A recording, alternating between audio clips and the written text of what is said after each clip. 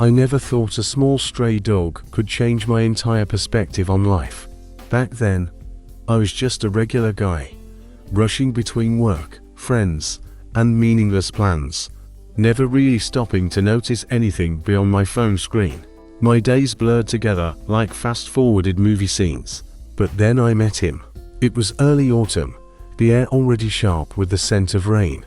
I was walking home late from the office, earbuds in, my mind lost somewhere between spreadsheets and weekend plans, when I heard it, a faint whimper near the old convenience store. At first, I ignored it. I mean, I wasn't exactly the animal rescuer type, but something made me stop.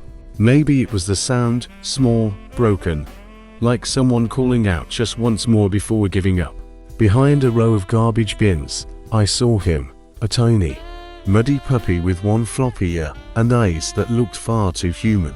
He was trembling, his fur matted, a scrap of a leash still dangling from his neck, like he'd chewed himself free.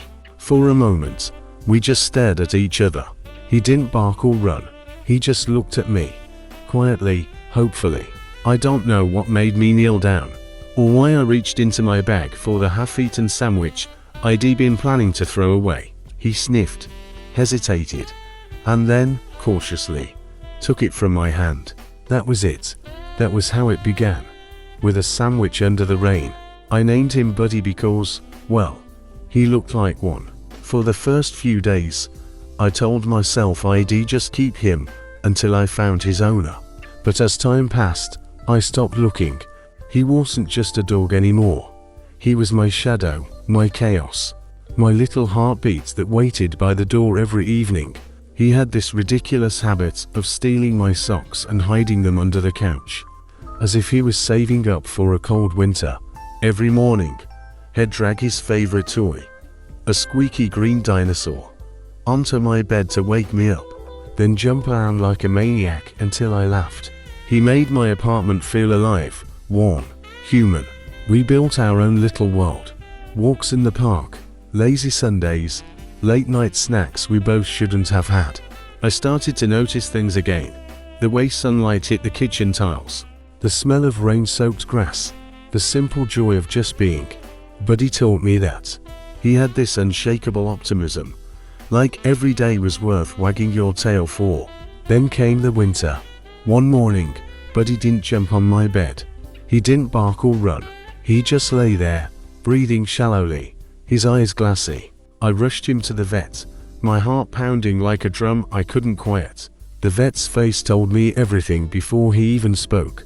A hidden infection, advanced. He must have had it before I found him. They said they could try treatment, but it was uncertain. I spent every spare moment with him after that.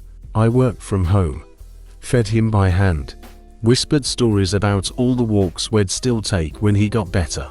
He wagged his tail, faintly, every time I said his name. Hope. It's strange how it lives even when everything else fades. That final night, he rested his head on my lap. His breathing slowed. I remember stroking his fur, still soft despite everything, and saying, "It's okay, buddy. You can rest now." His tail moved once more, just a small flicker, and then stopped. The apartment felt impossibly quiet after that. 4 days. I couldn't bring myself to move his things. His green dinosaur stayed on the couch, untouched. Every sound, a creak, a sigh of wind, made me turn, expecting to see him. But he wasn't there. I thought the pain would break me. But slowly, I realized something. Buddy didn't just leave me with sadness. He left me with something stronger, gratitude.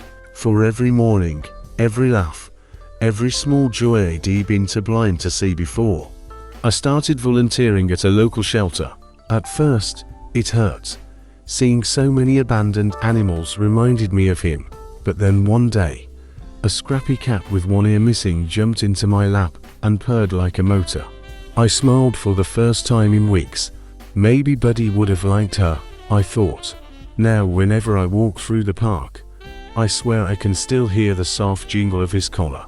Maybe it's just my imagination, or maybe, just maybe, he's still walking with me, in his own way. People often say, It's just a dog.